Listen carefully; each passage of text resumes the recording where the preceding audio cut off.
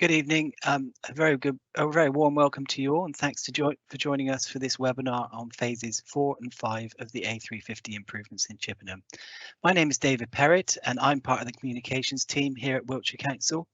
I'm joined here today by Steve Wilson, Major Highways Project Engineer at Wiltshire Council, Alex Malamud, Project Manager at Atkins, and Alice Rieger, Senior Environmental Consultant at Atkins.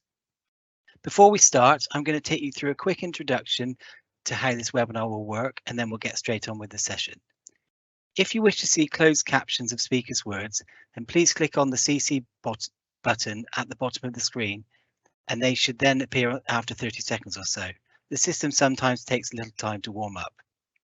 If you're having any technical problems, the most common solution is to switch it off and switch it on again.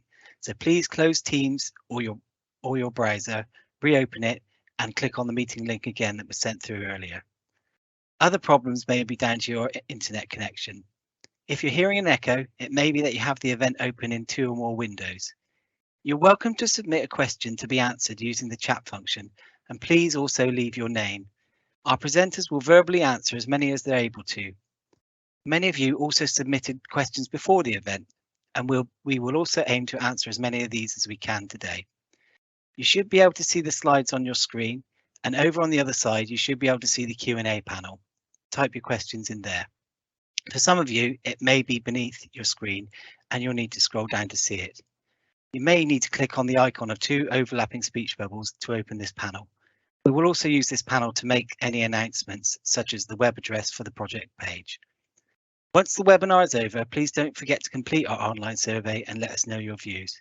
Finally, I just need to make you aware that this webinar is being recorded, and the recording will be uploaded to YouTube after the event.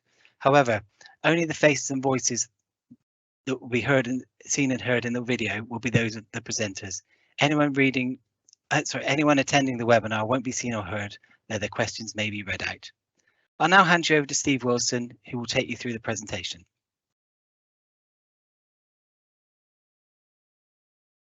Thank you, David, and good evening, everybody. The presentation this evening hopefully will take about 30 minutes, so fingers crossed we'll get a good opportunity towards the end for a question and answer session. I'm hoping to cover a little bit of background to the scheme and provide information on the scope of the project, what the scheme actually entails. I'm going to touch on traffic flows and also speed limits.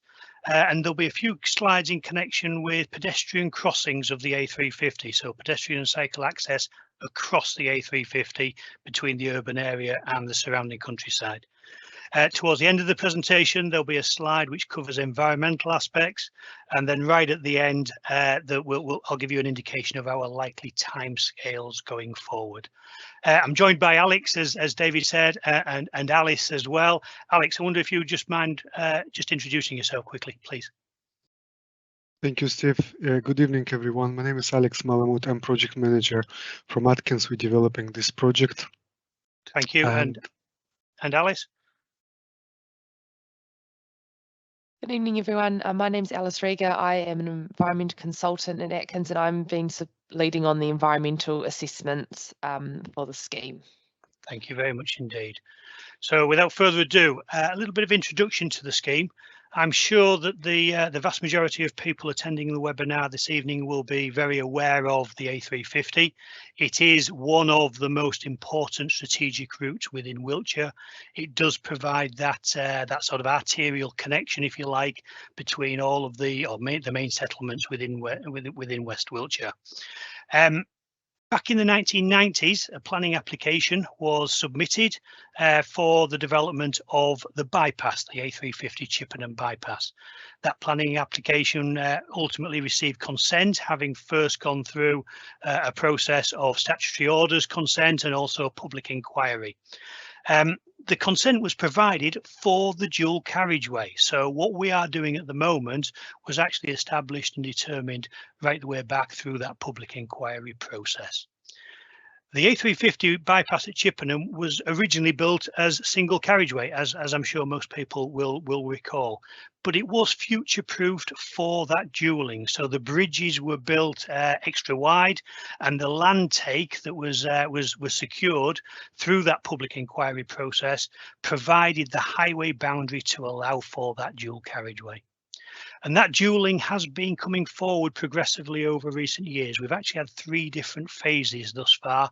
I think phase 1 came forward about 10 or 12 years ago. Phase 3 was about 5 years or so back. I think it's also important just to remember that this isn't just a scheme for Wiltshire and Wiltshire Council. This route actually has regional importance, and reflecting that, Western Gateway, who are the sub-national transport board, they have actually recognised this scheme as a regional priority for the area, for the sort of South Central England area and the West Country.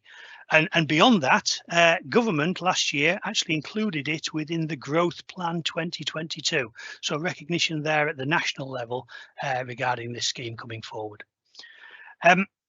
For projects of this nature, Wiltshire Council can't afford to do schemes like this by themselves. We need to leverage in funding from other organisations. And for this one in particular, we have made business case submissions to the Department for Transport. We got to the outline business case a few years ago. That was submitted, that was considered, and it was subsequently approved by Department for Transport in November 21.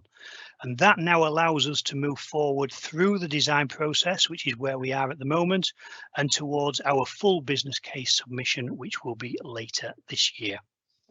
The aims of the scheme: this is a highway improvement project. This is all about improving the efficiency and how the highway network operates. It's about reducing journey times around the bypass, improving average speeds, decreasing congestion at particular pinch points.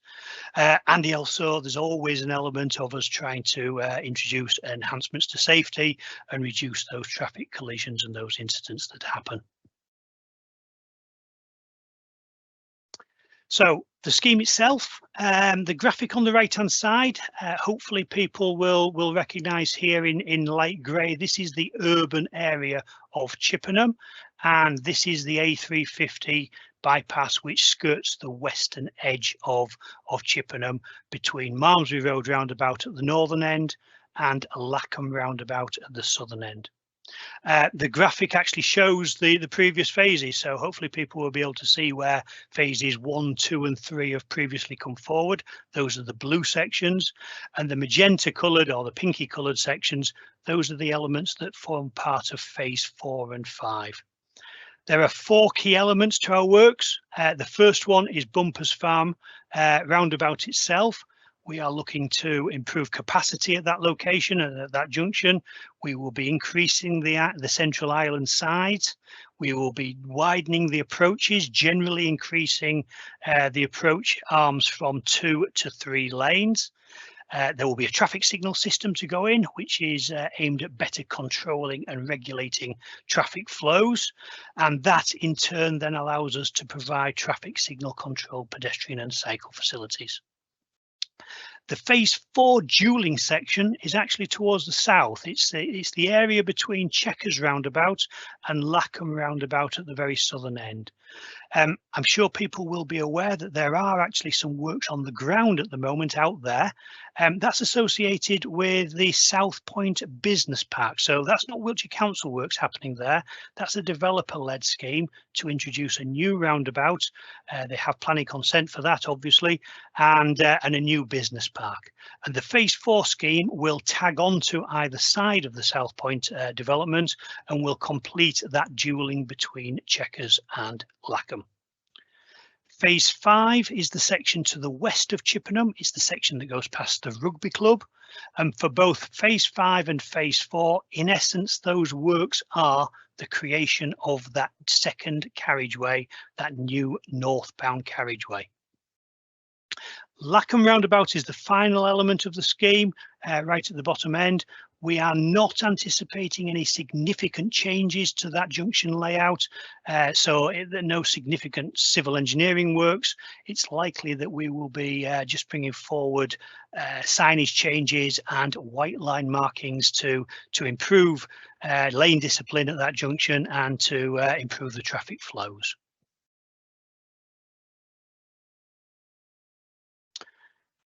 The benefits, we actually have 24,000 vehicles or thereabouts making daily trips up and down the A350 Chippenham bypass. So that's a lot of vehicles and a lot of activity. So the benefits are going to apply obviously to all of those vehicle movements. I think the benefits can be split into two sort of types. There's the local benefits associated with Chippenham and the immediate area, and then the more regional benefits for the wider Wiltshire Council area and indeed beyond. Specifically at Bumpers Farm, the improvements that we're seeking to bring forward will reduce peak time queuing. There are particular concerns and problems at that junction, and it will allow the vehicles easier access onto and through the junction. That's really what the traffic light system is aiming to do. We will be increasing road capacity, which in turn promotes the use of the A350 and perhaps discourages alternative parallel routes. I'm thinking maybe Harden-Hewish Lane and other routes of that nature. So traffic that should be on the bypass, we will be encouraging it to use the bypass. That in turn then improves local connections around and within Chippenham. I mentioned earlier the pedestrian crossings. We are hoping to, or we will be improving access across the A350 to allow people to access the local countryside, and that reduced congestion and improvements in journey time that will be coming forward. That supports the local economy. It provides environmental benefits because we will have a more efficient highway network, and it in turn then leads on to safety benefits as well.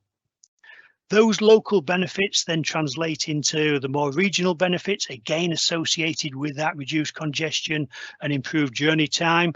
It reduces transport costs for businesses and operators, and it generally just brings forward and promotes inward investment towards the region.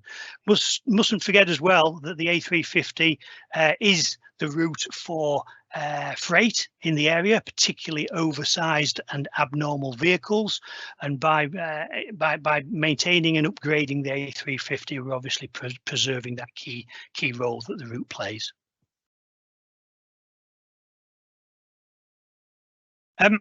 So what will the new scheme look like? Well, obviously we've done 3 phases of dualling before.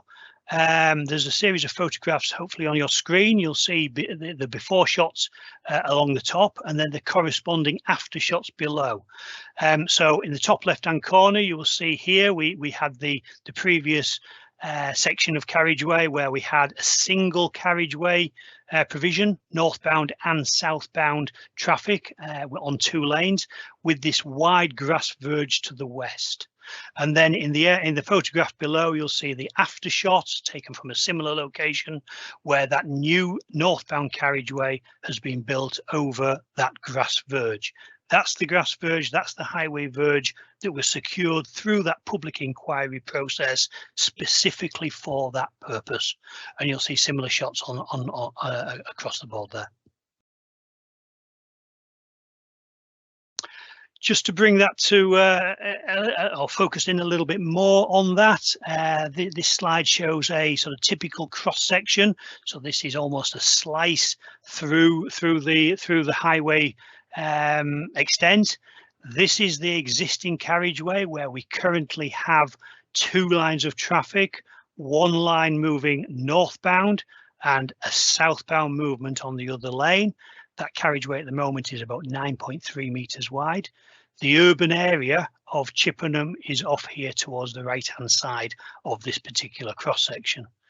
When we build our new carriageway, which is where that grass verge is at the moment, that northbound traffic will be relocated further west and further away from the urban area of Chippenham. And we will therefore generate 2 southbound lanes and 2 northbound lanes. There will be a need to put what we call a VRS, a vehicular restraint system, down the centre reserve, and typically this will be a concrete barrier. Certainly, that's what we've ended up with on the previous phases of dualling.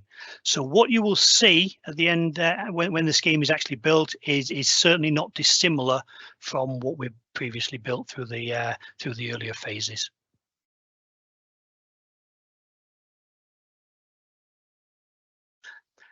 Just thinking about speed limits for the moment, and specifically thinking about the importance that the route plays, and that it is not just a local road, it is a regional and arguably a strategic link. It's absolutely correct that we should follow national design standards and guidance, and routes of this nature, which are interurban and are rural in nature rather than passing through the urban area of a town. National speed limit is the speed limit that should apply to routes of this nature. That said, there are particular factors that come into play which allow us to consider and bring forward reduced speed limits. The graphic on the right hand side again shows the Chippenham urban area with the A350 in various different colours to the west. If we start at the bottom where we have Lackham roundabout and the new South Point roundabout currently under construction by the developer, those two junctions will be in relatively close proximity. And the geometry of those two junctions being in close proximity is such that it gives us an opportunity to reduce the speed limit within that area.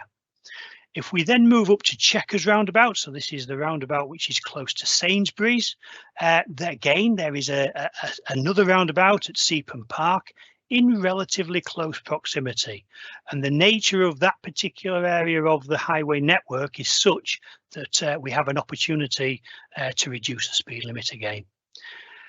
Coming up to Chequers roundabout, we have a very similar situation, two junctions in relatively close proximity, and that situation is further reflected when we go up to Morrison's at the top end, where we have Badger roundabout and Malmesbury Road roundabout, again in relatively close proximity. These areas we are looking to reduce the speed limit below national speed limit, and the areas in red are anticipated to be 40 miles an hour. The area in green is anticipated to be 50 miles an hour. So in essence, the long straight sections will be national, but there will be reduced speed limits where it is appropriate to do so, specifically in and around those junction locations. Looking at Bumpers Farm roundabout now in particular, and the scheme that we're looking to bring forward there, the image on the right hand side at the top, this is an aerial image of Bumpers Farm, and you'll see the circular nature of the central island. Just so people can orientate themselves, this is actually the Wicks building in the bottom right hand corner, that big white roof. That's the Wicks car park, and this is Bumpers Way, obviously the main road or the only road leading into the Bumpers Way industrial estate. The image below is as close as we could get a sort of direct comparison with the one above, and it actually shows our proposed layout. And hopefully you'll see there that the central island has been elongated and it becomes more of an egg shape rather than being circular. As I said earlier, we will be introducing additional traffic lanes to provide that additional capacity. And if people can just focus on Bumpers Way there for a second, you'll see that there will be 3 lanes there, where at the moment there are 2. The traffic light system is obviously around the roundabout. That actually provides us that opportunity for traffic signal control pedestrian crossings. And I've got a slide on that in a few moments. Just thinking about Bumpers Way for a second, there is a long history of traffic congestion at Bumpers Way, particularly during the PM peak period, where people are trying to get off the industrial estate and really struggle to get onto the roundabout. The reason for that is largely due to the dominant flow of the A350 traffic. And because we've got a priority junction there at the moment, people need to wait for gaps in the traffic to get onto the junction. That can lead to indecision, it can lead to queues, and it can lead to build-ups, and that manifests itself in long queues. The scheme that we bring forward will introduce traffic sensors along Bumpers Way. They will detect the build-up of static traffic and in turn will pass messages to the traffic signal controllers to generate those gaps in the traffic circulating the roundabout to allow Bumpers Farm traffic to access the junction and to pass through the junction. Those sensors and that system will actually be calibrated and developed when we get to site. So we'll put the initial system in, and then over the early phases of the scheme, we will be tweaking and changing those timings to optimize flows and to maximize the throughput of vehicles through the junction overall.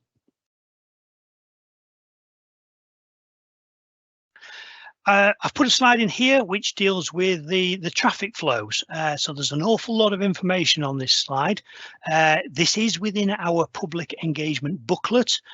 So please do have a look at that and take time to try and understand the figures. In essence, this is providing figures about the traffic flows both with and without the scheme. In the existing situation and also in the future situation in 2036, which is our model year. We deal here with maximum queue build-up, and there's actually some figures for average queue build-ups as well. Just focusing on the Bumpers Farm issue and thinking about the PM peak hour, at Bumpers Way, we have, if we come across in the existing situation, the maximum queue that we are currently seeing out on the ground at the moment is in the order of 210 meters building up during the PM peak hour. That's the difficulty of the industrial estate traffic trying to get through and onto the junction.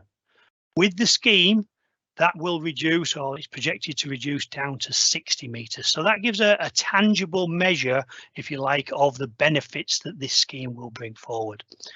The other thing to mention is that clearly, if we do nothing, the situation obviously will continue to evolve and develop.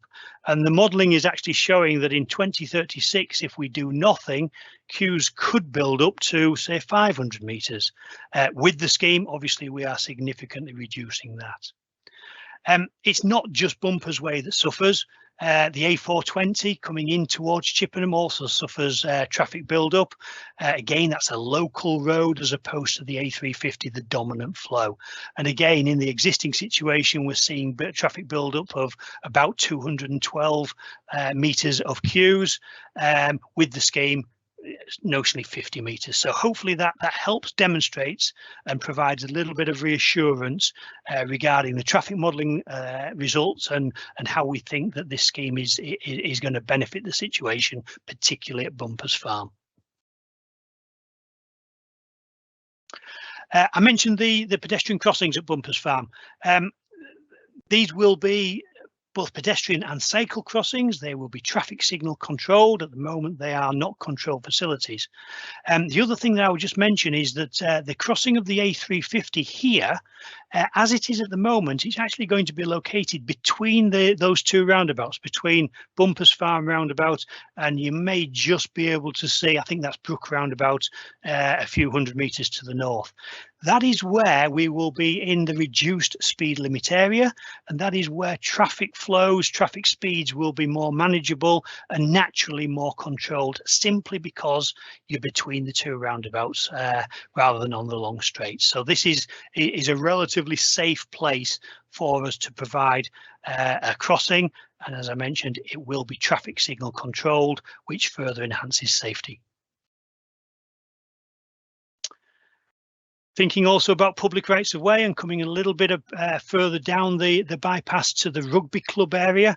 There is actually a crossing point. This is the rugby club here to the west, and there is actually a crossing point. I beg your pardon. Let me just go back one slide. Yeah, I do apologise. This is the rugby club here off to the west. There is actually a crossing point there where people can come through along a public right of way through the fence of the rugby club they can cross the A350, and there is a stile and a footway that then leads into Bumpers Farm industrial estate. When we build that dual carriageway and we put that central barrier in play, people will not be able to safely cross at that location. So to facilitate that crossing, as part of this scheme, we will be making links down to the Frogwell footbridge, which is slightly further to the south. So there will be new footpath connections up the western side and a new footpath connection up the eastern side through the wooded area. So we will be facilitating those movements, and they will be safely, you will be able to safely undertake those utilising that footbridge, again, specifically built for that purpose.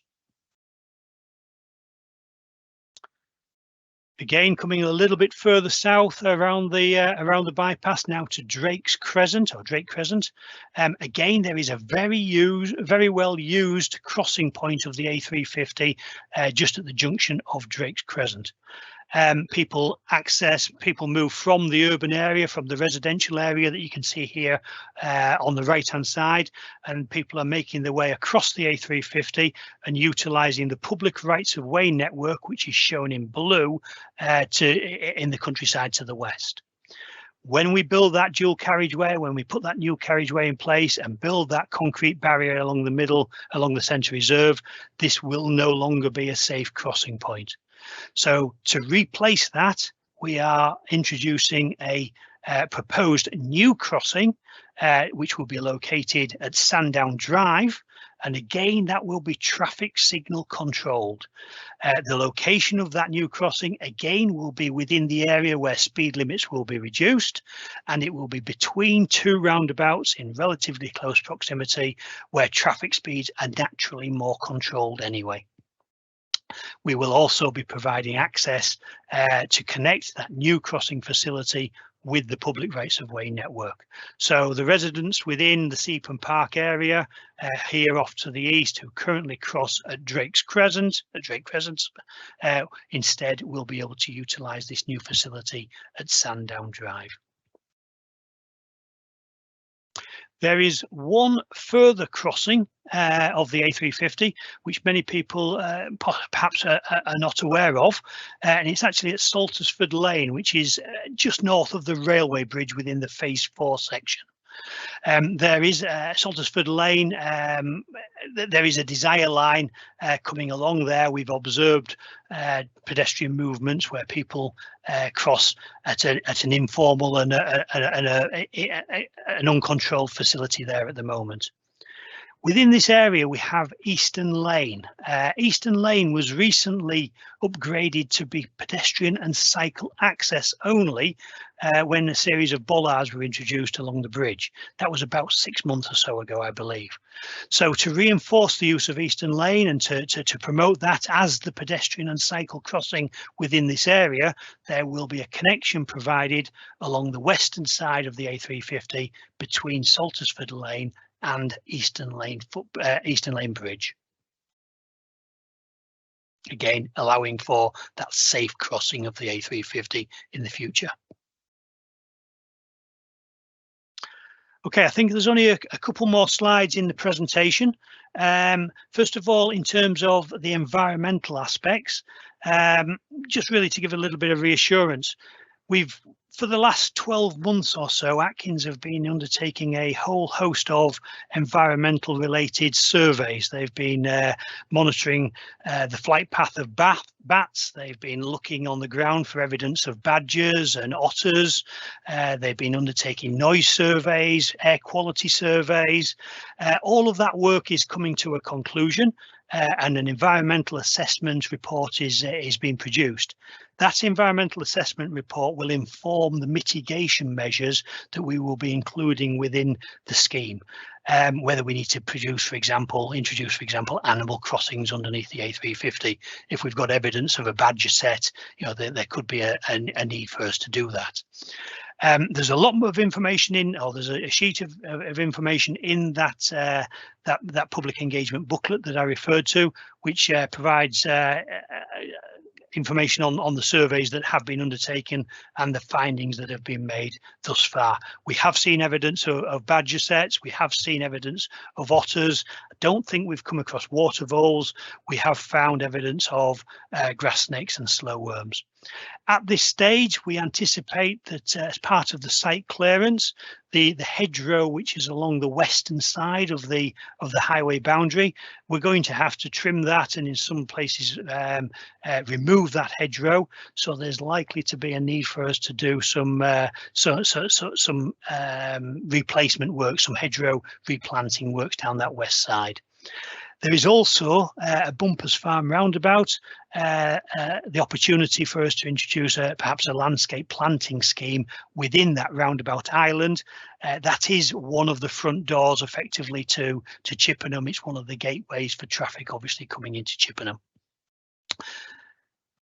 But yeah, hopefully a little bit of reassurance that there have been a lot of surveys being undertaken. A lot of those surveys, of course, are seasonal in nature. So that's why it sometimes does take a long time to understand what the environmental impacts of a particular scheme will be, and indeed to identify those mitigation measures. And the final slide from myself is really dealing with where are we going forward. The graphic on the right hand side, the orange sort of arrows, indicates that here we are sort of just going into January, February 2023. We're in that detailed design stage. We are sort of progressing that. Our anticipation is that that will be finished within the next 2 or 3 months. We will then go through a procurement exercise this year where we will be inviting tenders from contractors to bid for the project. Once we have their tender prices, we will actually have a better understanding of the costs of the scheme, the actual costs of the scheme, rather than sort of estimated costs. And that will allow us to finalise and submit our full business case to DFT later in 2023. If DFT are content that the scheme is value for money and they provide us with the green light to press forward, we would then be anticipating a construction start in about sort of 15 months or so from now, in spring 2024. Obviously, we are in this public engagement process at the moment. We do have a web page, a dedicated web page, which provides a lot more information than I've been able to display this evening. Please do access that web page. There's a questionnaire that we're asking people to provide us feedback on. We do also have a static display in Chippenham Library at the moment. So if people happen to want to go along there, they can fill a questionnaire out within the library, and I think there's a post box there to collect those as well. Obviously, at the moment, we're in the design stage and design development stage. So this engagement really is about what we are going to be building, what the design looks like and what we're including for. How we build it, what the traffic management will look like, whether there will be night closures to actually build the road, how long it will take, that will come further down the line once we have a contractor on board. So we do anticipate a further round of public engagement, probably in spring 2024, where we will have our contractor. Hopefully we will have had the green light from DFT to press forward, and we will be able to engage on the mechanics of the site delivery. And I think that's the final slide from myself. So I think we now come to the question and answer session. Hopefully we've got 20-25 minutes or so to go through that. As David mentioned earlier, and as I introduced, I've got Alex Mahmood and Alice Rieger from Atkins. So the three of us will hopefully answer the questions as they come forward. So David, I think it's probably back to you to take us through the questions.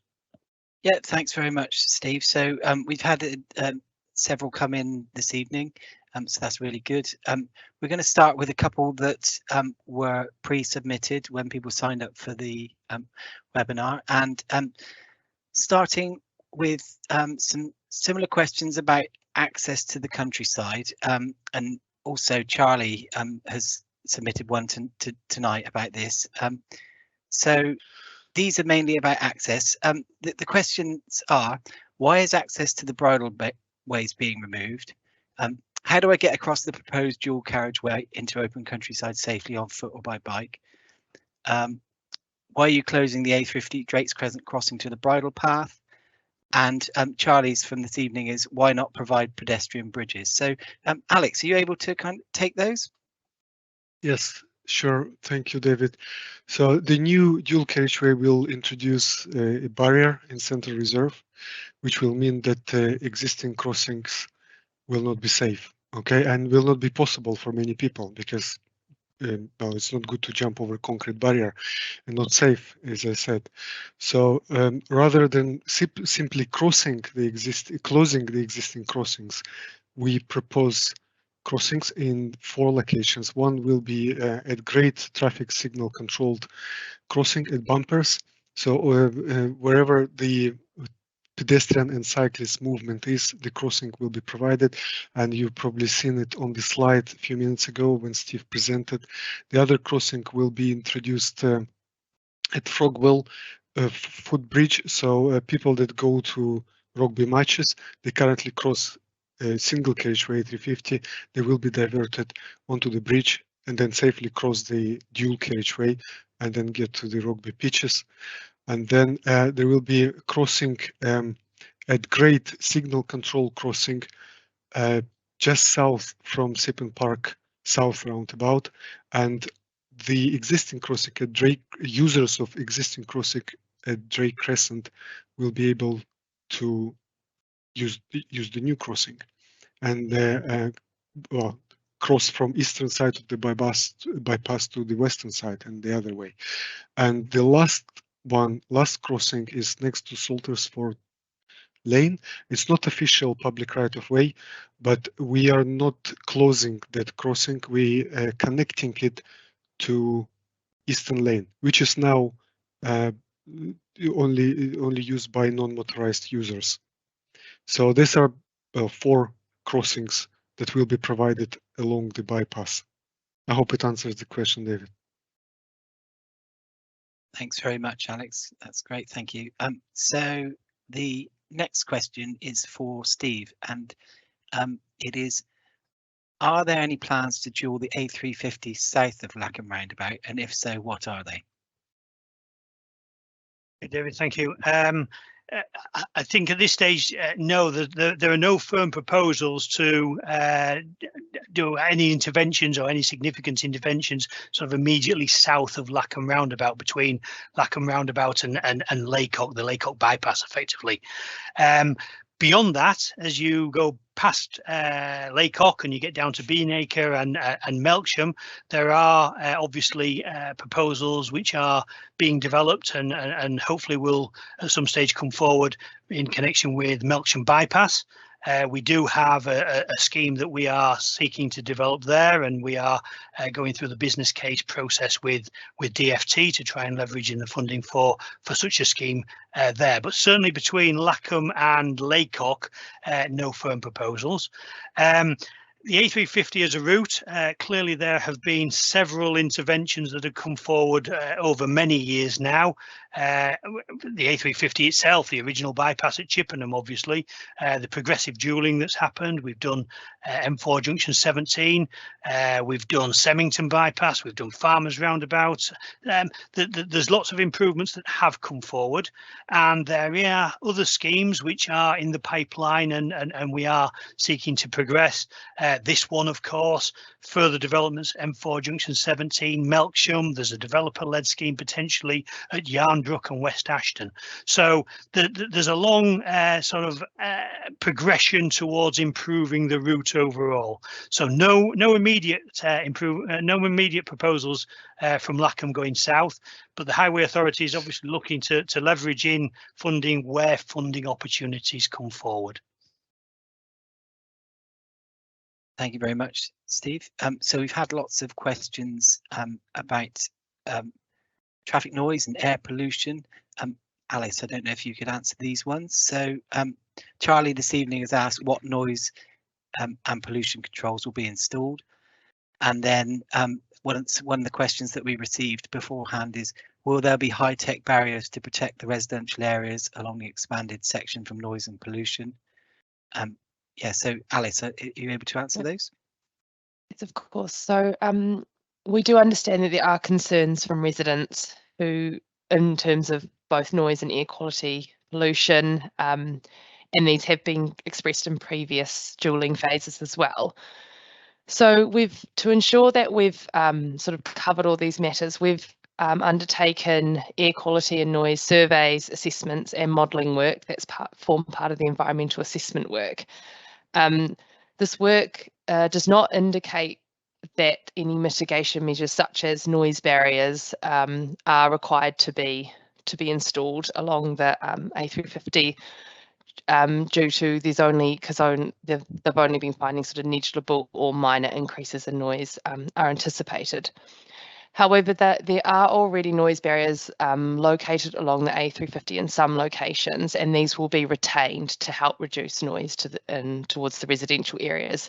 Also, all the existing vegetation that's on that eastern side on the sort of Chippenham town side, that's all going to be retained and will not be removing any of that vegetation. So that will help with sort of screening and also sort of noise and air quality mitigation as well. We're also proposing to include a low noise surface, which in all the new areas of where the new carriageway is going to be constructed, and this will help to reduce the road noise, and this has been included in the modelling work, which sort of out there then concludes that there's sort of minor or negligible increases. Also, the move towards electric vehicle usage is generally also going to be beneficial, both in noise and air quality terms as well. So, yeah, we've done all the modelling, and we are finding that the scheme will not increase noise significantly, and we will be using sort of low noise surfaces to reduce noise from the minor increases. In terms of, just while I'm on environment, just other general environmental mitigation measures, as Steve already explained earlier, we've sort of done a full sweep of all the ecology surveys and landscape and visual surveys and things like that, and we're looking to prepare sort of a environmental mitigation plan, which will include sort of replacing all the vegetation that's lost on the western side of where the dualling will be, with the new sort of hedgerow and planting and some areas around bumpers to just sort of help provide some habitats and screening as well to residents and ecology as well. Thank you very much. The next question is about speed limits. Michael asks, this evening, anecdotally, traffic speeds have increased significantly between Morrison's and Bumpers Farm since the previous dualling. Traffic is slowed by the single carriageway heading down to Seapen Park South, which will end with the new plan. What steps will be taken to ensure adherence to speed limits close to residential and busy business areas? And also, coupled with that, beforehand we've had, will Wiltshire Council be pressing for a reduction in speed limit to 50 miles an hour to improve traffic flows, ease congestion, reduce carbon emissions and reduce noise? I think this one's probably for you, Alex. Yep. Yeah, thanks. Can answer that. So the new dual section of A350 will generally have national speed limit. I think we had slide on that as well. So national speed limit on the link roads and reduction of speed limit to 50 miles per hour between Lackham and South Point roundabout to improve safety.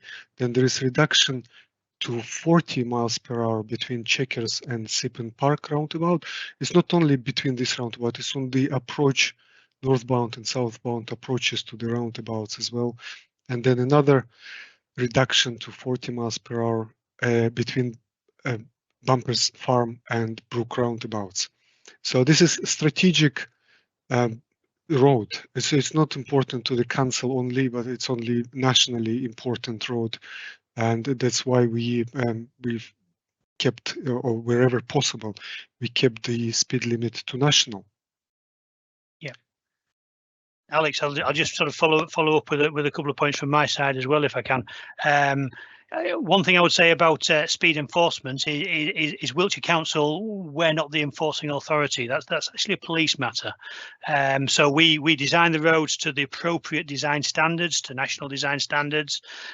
We bring forward that construction in line with best practice and guidance. But yeah, Wiltshire Council don't have any direct authority to enforce speed limits as such. The other thing I would say on speed limits is clearly we do need to go through a traffic regulation order process for speed limit changes. That will need to go through sort of advertisements, notifications, notice need to be provided, and formal consultation. So if people do have particular views or are particularly interested in the speed limit and wish to express concerns or indeed support for what we're doing, then obviously that is the route for them to take. Okay, thank you very much. The next one I think is for you, Steve. It's about costs. So we've had, what is the cost of the scheme? And Anne this evening has also asked what percentage of the final costings at the submission of business case will be paid for by Wiltshire Council? Okay. Yeah, I can deal with both of those. In terms of the costs, when we did the outline business case, the headline figure, if you like, was just shy of £32 million. So that's what we anticipate the overall scheme coming in at. That was when we did the outline business case a few years ago. We've obviously got inflationary pressures happening across the people will be well aware of those in terms of their own household budgets, but in the construction industry we also have inflationary pressures.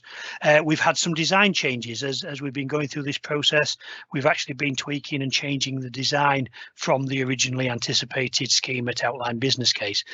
We do need to go through a procurement exercise this year. We'll be inviting tenders from contractors, and that will give us a better feel for what the projected overall cost for the scheme will be. That in turn will be submitted to DFT as part of the full business case. So yeah, so that's the overall costs. In terms of what the percentages are, generally speaking, and it is a sort of generalization, 85% of schemes of this nature tend to be delivered through DFT granting. So I think DFT have indicated when they approved the business case, the outline business case, I think they said that they would provide up to, I think it was £26 million or £27 million of the scheme cost. So notionally 15% or thereabouts is a local contribution, and 85% would be coming through central government. Hope that's useful, David. Thank you very much. So the next topic is about Bumpers Farm roundabout. So probably one for you, Alex. And we've had a couple of questions come in on the night about this as well. So the first question is, how will you improve safety and access at Bumpers Farm roundabout? And then the other questions, one from Christopher is, when will the Bumpers Farm work commence? And one from Charlie saying, will traffic lights be installed at Bumpers Way? Okay, so I'll try to cover all three. So Bumpers Farm roundabout was built a few decades ago to the old standard. It is small and it's very busy. It's priority roundabout, and it doesn't have balanced flow. So flow on A350 is higher than the flow from Bumpers Way and on A420. So that presents safety concern and congestion on A420 and Bumpers Way because people can't get out because of flow on A350. So the new roundabout was modeled and is going to be, as you've seen on the other slide, is going to be bigger in size, is going to be designed to the latest standard. So it's going to be safer than the existing one. And the roundabout has 5 arms, so 4 out of 5 arms will be signalized, and the only arm is the Bumpers Way that is not going to be signalized, because in the modeling, if you introduce traffic signals, then it creates congestions and problems across all other arms as well. But the traffic out from Bumpers Industrial Estate will be controlled by traffic signals on the generator itself and on the A420 that is coming out of Chippenham in the westbound direction. So there was question if traffic signals will be installed on Bumpers Way exit. No, they are not going to be installed, but the model showing that the traffic queues and delays will be significantly reduced because of the signalization of all other arms. Okay. Okay. I think come in as well, David, just on Yeah. a couple of points there, if it might be helpful. I think one of the questions was when are the works going to start? Hopefully, the slides that we put up towards the end of the presentation sort of provide that that answer. The main works will all being well be coming to be on the ground sort of spring 2024. That said, and it was remiss of me, I should have mentioned it at that time.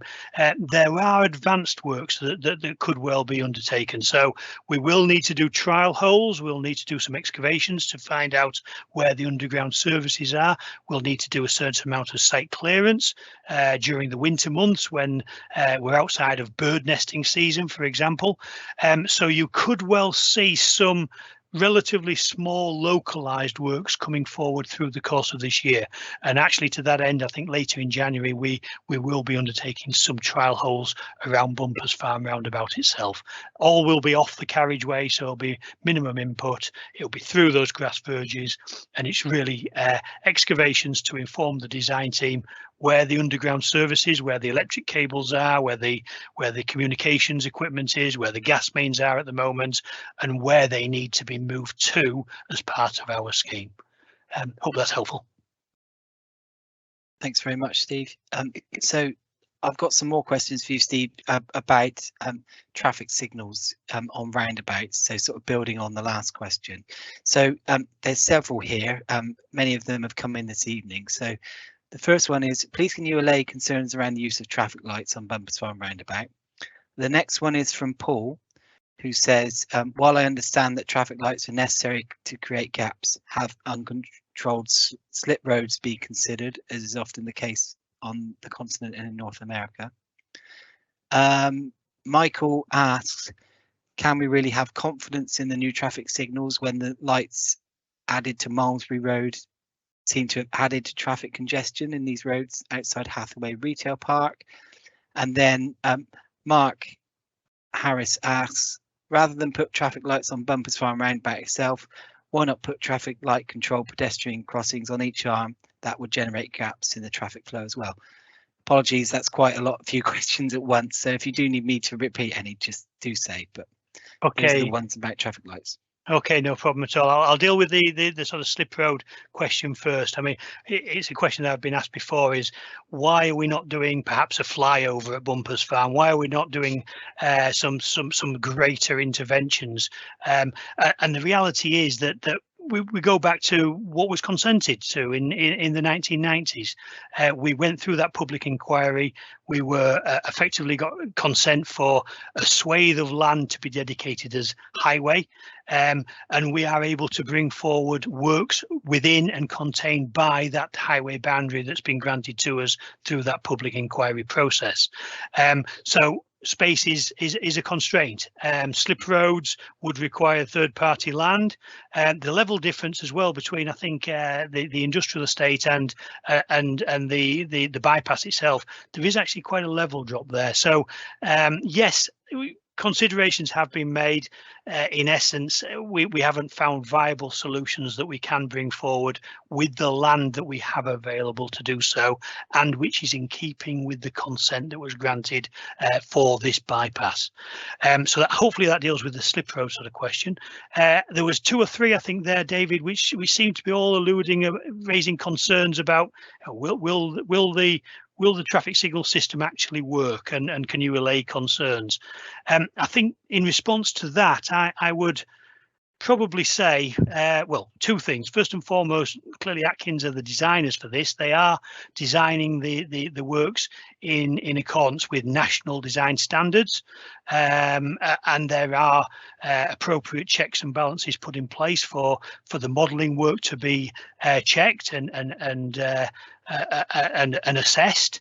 DFT actually have to assess that traffic modelling work as part of the business case submission assessment, and clearly if it doesn't actually stack up, then we wouldn't be successful in bringing forward the money and leveraging in the funds from elsewhere. So hopefully that gives a little bit of reassurance. And the other thing that I would point to, people will be familiar with the A350, and if people can maybe throw the mind down to the Melksham area, Farmers Roundabout is quite a similar junction to Bumpers Farm. Dominant A350 flow, difficulties with local traffic from the town and from the surrounding area getting on and through the junction. And that's what we see at Bumpers Farm at the moment. Because of the dominant A350 flow, people really are struggling to see those gaps and find those gaps to get onto the junction itself. The traffic light system at Farmers Roundabout, people also expressed concerns. Will it really work? And the reality is that since that traffic light system has been put in at Bumpers Farm Roundabout, I think there's a general consensus that it's actually made the situation significantly better there. So perhaps that's a relatively local example of where this type of system has been put in and where this type of system has helped solve those local problems.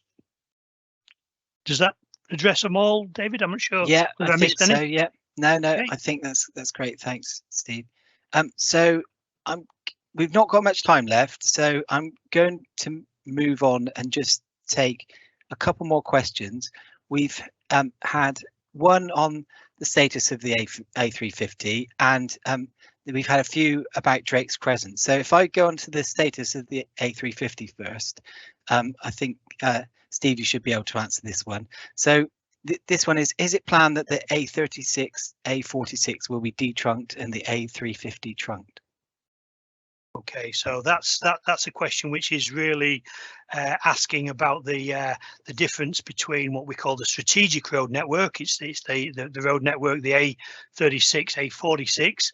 Which is managed and maintained and upkept, and the upkeep is undertaken by National Highways, and the local road network, the A350, and obviously local roads, which is Wiltshire Council or the Highway Authority.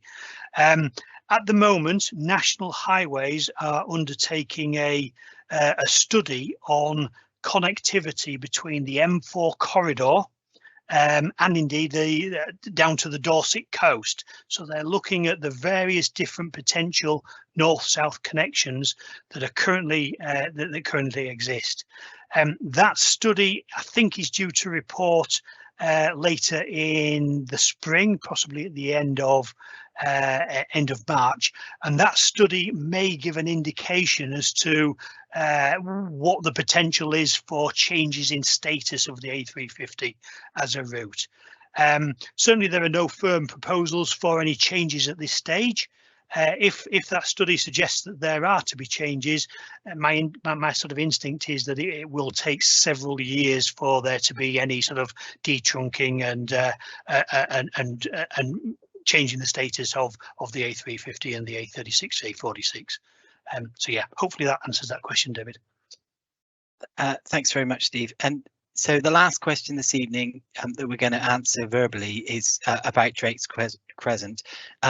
But I do want to make it clear that all questions and comments that have been submitted tonight, plus all the questions that were submitted beforehand, will be answered, and we will put the answers to those questions on the web page, which I've posted in the chat, so on the project web page. So if any have been missed tonight, I apologise that we've run out of time, but they will be answered in full. So this one about Drake's Crescent then is, I'm a resident of Drake's Crescent and I'm a regular motorist user of the left turn only junction with the existing single carriageway A350. I'm interested in knowing what the speed limit will be in the vicinity of this junction when the A350 is upgraded. Due to the existing very short acceleration and deceleration feeder lanes at this junction, I hope the speed limit on the dual carriageway will be restricted.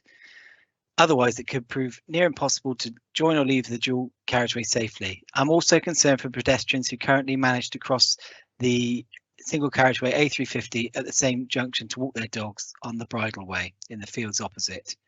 Please, can you let me know how these concerns will be addressed. Okay, I think probably the second half of that one, David, we've probably already covered off in terms of access to the countryside and the alternative route and the alternative safe crossing that we will be providing down at Sandown Drive.